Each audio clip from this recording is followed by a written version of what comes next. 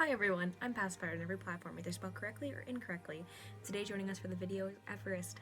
I actually won her at a carnival yesterday.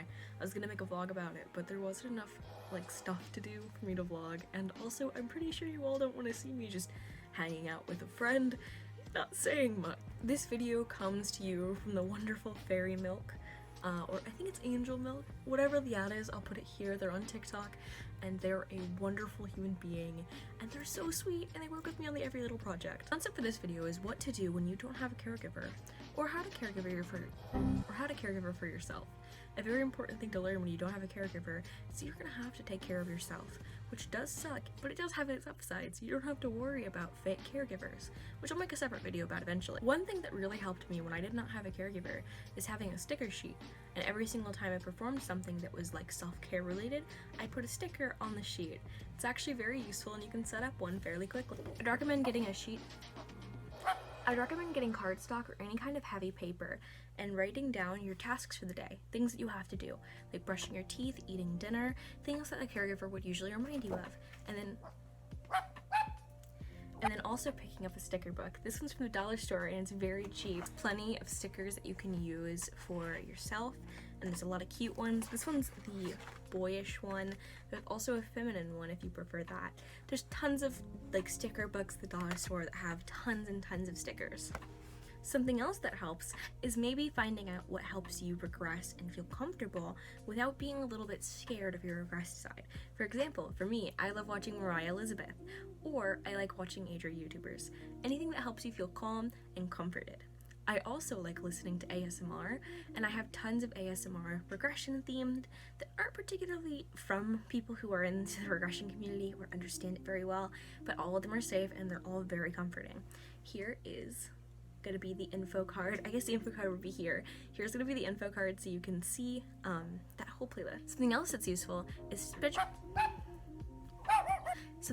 useful is finding out little activities. For me, it'd be going to the park or swimming. I love swimming, having baths, or maybe even going to a theme park if you live close enough to one, and going with yourself or maybe a few little friends. Speaking of, you can always get a sibby, which are, if you're not aware, someone who is also a regressor, but helps you with regression and also is just a comforting figure in your life.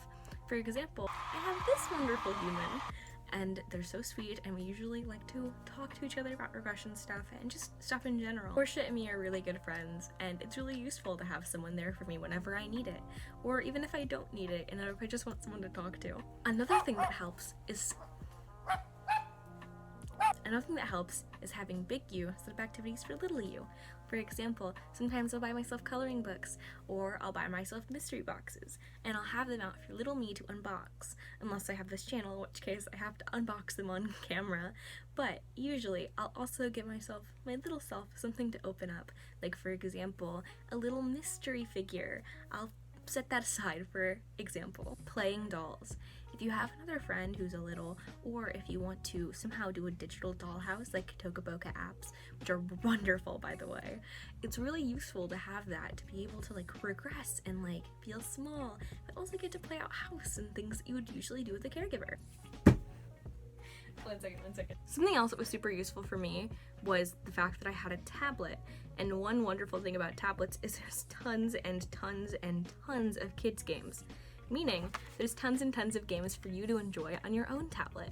For example, here are some of the apps that I play. I play Webkinz Classic, Pocket Camp, Tora Bora, Pastel Friends, BitLife, which is a little bigger kid. I also have all the Tokaboka games. And I even have IBS Paint so I can draw while I'm busy. These things are just really minor things to help me regress and get back into that regressed headspace that's a little bit more safe even if I don't have a caregiver around. But it's also really fun. Something else that's really fun is setting aside maybe $10, going to the dollar store, getting your little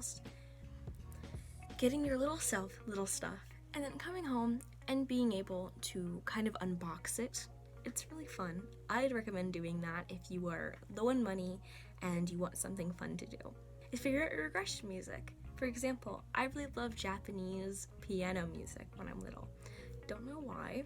It's not like there's any lyrics behind it, but I always prefer them.